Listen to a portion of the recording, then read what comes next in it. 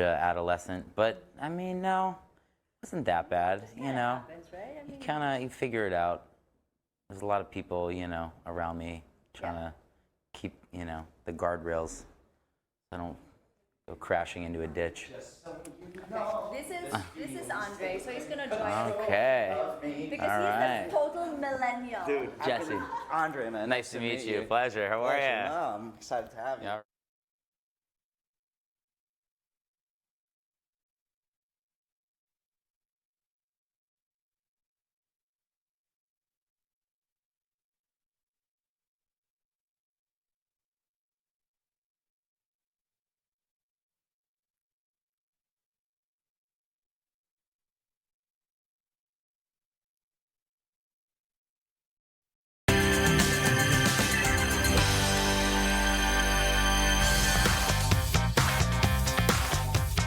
We are back, and thank you so much for joining us. International pop artist Jesse McCartney wants you and your beautiful soul as he holds his first ever concert here in Manila. Jesse now joins us live here in the studio to tell us more about his Manila tour and his new music. Jesse, good morning and welcome to CNN Philippines. Welcome to Manila. Thank you for having me. It's good to be here. Thank you. Well, you know, Jesse's such a ray of sunshine. Yes, I mean, yes. He got in late last night. I like his vibe. Yeah, I know, right? You got in late last night? Got in late. I haven't seen any sunshine. I got in at like 10, and I literally woke up to see you guys, and so I had a coffee, which is good, but I have not seen anything yet, but I'm really looking forward to it. You flew from Vietnam? I flew from Vietnam. Okay. I was in Ho Chi Minh City yesterday and had a show there a couple nights ago, and then, yeah, this Saturday we're performing here in the Philippines. That's right. So first what time. are you going to do Thursday to Saturday?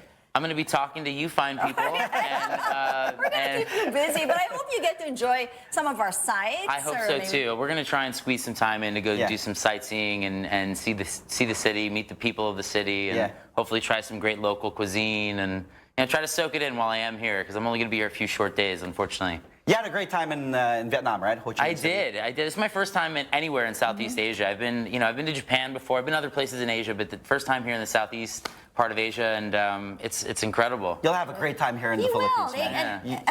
What's on your itinerary? I literally am doing press for the next like 48 hours before the show, and then performing and hopefully meeting a bunch of new fans, a bunch of new faces, and then I'm flying to Singapore on Sunday. So. Well, and speaking of fans, I was able to chit chat with him earlier before we went on air, so I wanted to find out also the difference between the U.S. fans. I mean, you're such a popular, handsome guy. I mean, girls are like all over the place, right? But I mean, how does it compare between the Asians? I mean, is there a big Well, I can't speak for the fans of the Philippines just yet. I'll let you know on Saturday. But I will say that American fans they're rabid. They're just, especially when I was younger, when they have that sort of prepubescent, adolescent, hormonal thing going on.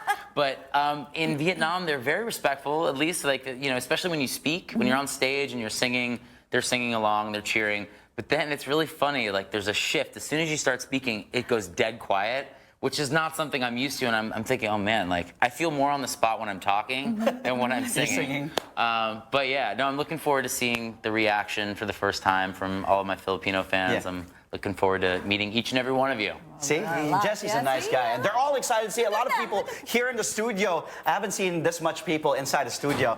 Jesse, of course, you rose to fame in the early 2000s, specifically in 2004. You released your debut solo album, Beautiful Soul, which I love that song, by the way. Thanks. A lot of girls love it too. Beautiful Soul. Maybe you can. That's it. Yeah, that's it. You nailed it. A lot of millennials here know your song, of course, Beautiful Soul, Just So You Know, She's Know You. Do you have any favorites from any of your songs? I mean, you named quite a few of them. Just so you know, it's funny, it was not as popular in the United States as it was in other places of the world. So it's funny, when we played that the other night in Vietnam, it was a huge home run hit for the audience, and I'm sure we'll be playing it again here in the Philippines. I love Just So You Know. It was one of the first songs that I wrote that I really just connected with. So that's one of my favorites. I'm really into this. Wait, you have to sing it though. Yeah. Can you do a few lines? Just the line. What do you want to do? Beautiful Soul? Just so you know. How about we do a little Beautiful Soul? Okay, all right. Jesse McCartney. Is this my lens? Yeah, this is your camera. I don't want another pretty face.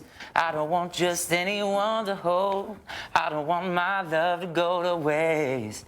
I want you and your beautiful soul. Did you have an inspiration? Wait, and that's at 7:20 in the morning. It's a lot better at 8 at night. That's great. That's great, man. Who was the beautiful soul for you? I mean, you wrote that you were like so young. Yeah, I don't know. There were a lot of mistakes back then. No, I think I think the first love I ever had, I think it was like a sophomore in high school. I won't mention her name. She's like loving life. That's me. She's and I got dumped. She dumped me. What? It was a bummer. But then the song came out, and I was like, you know. But no, I mean. Does she know that song was for her? I don't think so. I don't think so. Okay. Maybe she does. Okay. I hope she does. But yeah, it was. It feels like such a lifetime. It was literally half my life ago. But that was my first debut song. Look at your hair here. First video. The guy that directed that music video went on to direct Spider-Man, Mark Webb. Wow. Really? It was one of his last music videos that he directed, and then he became a super big-time director.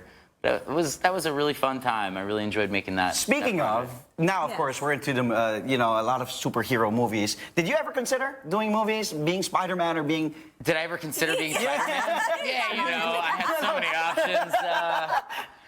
No, I've done a lot of acting over the years, and obviously I started in the soap world actually in New York. So All My Children was like my first television show when I was, I want to say 11 or 12 years old, in late 90s.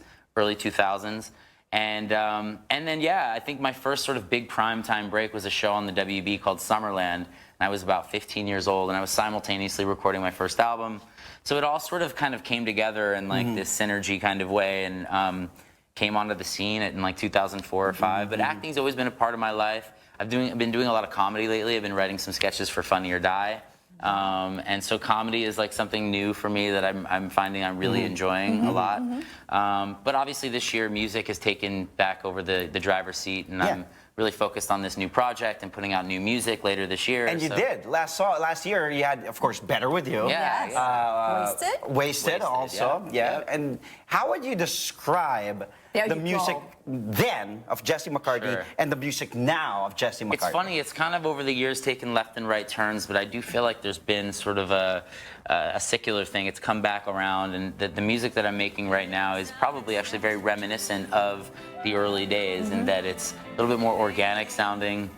Wasted was a sort of a comedy. This was like a fun record, sort of an anomaly, but for the rest of the project. But a lot of the new songs I'm writing are very organic, guitar-driven or piano-driven.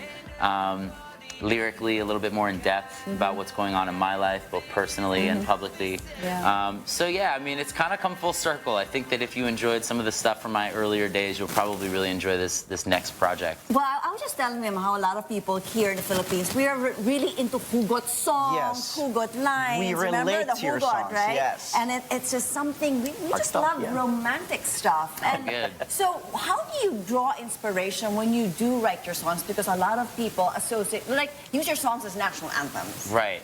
Well, I think just, the longer you live, the more you understand about relationships, right? The more you understand about the world in general, you gain more perspective about things.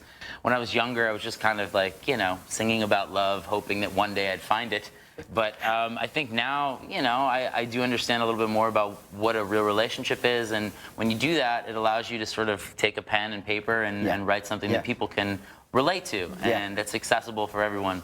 So I just kind of draw from real life experience and things that I've been through, and hopefully people can connect with that. So do you think you finally figured out love? No, I don't think so. I don't think so. I don't think I ever will. That's a great answer.